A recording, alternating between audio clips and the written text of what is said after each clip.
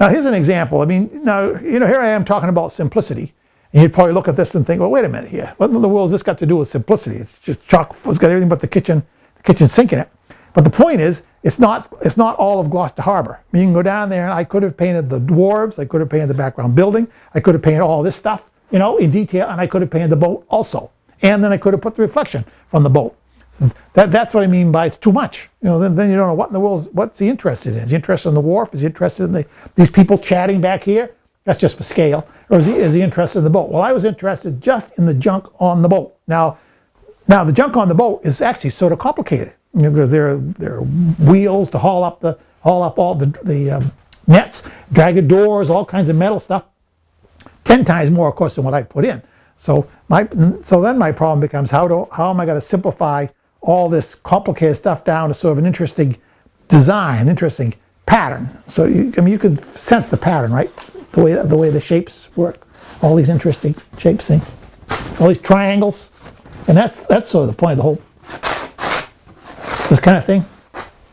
That's the point of the whole picture. Getting this stuff to work its way through the painting, and having a couple of round things to play off against all the angles, all this sharp stuff.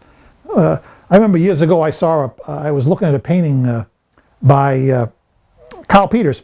I was looking at it with Zig Jankowski. The two of us were studying this painting, and Zig said, and it had a lot of angles in it. Not as much as this, but it had a lot of angles. And Zig said, you know what the most important stroke in that whole painting is? And of course, I don't know. You got me. He said, well, it's this. And there was a boat like this, and this curve in it, zip. And Zig said that curve expresses all of this, just as does that. That expresses all of this stuff, So two curves with all the angles, and that's the whole point of the picture, really. But it appears to be a boat, of course, and the average person looking at it would see a boat, and that stuff. I don't think they think in terms of these big curves and the shapes. What the artist is looking at, but of course the painter looking at it would know that. Another painter friend of mine would say, oh yeah, he would see it. That's what the whole point of the picture is. And this is a good example too. Speaking of composition.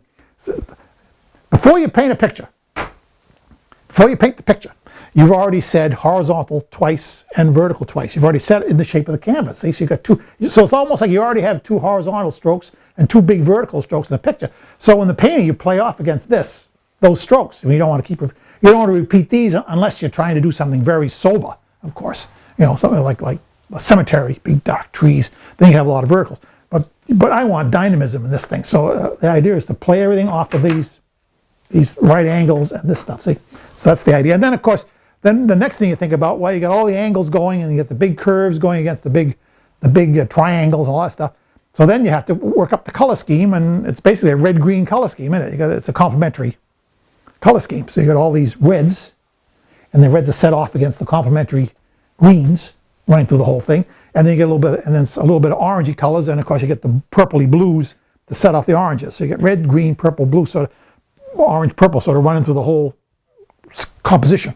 See, I guess that's clear enough, isn't it? And then you try to tie it up a little bit by running these ochre colors, hints of warm color, all through the picture to sort of tie it all up, whether they're there or not. The idea is to make a unity of the whole thing. And of course, it's a little bit of a challenge because look how complicated the whole works is. So how you got to make it hold together.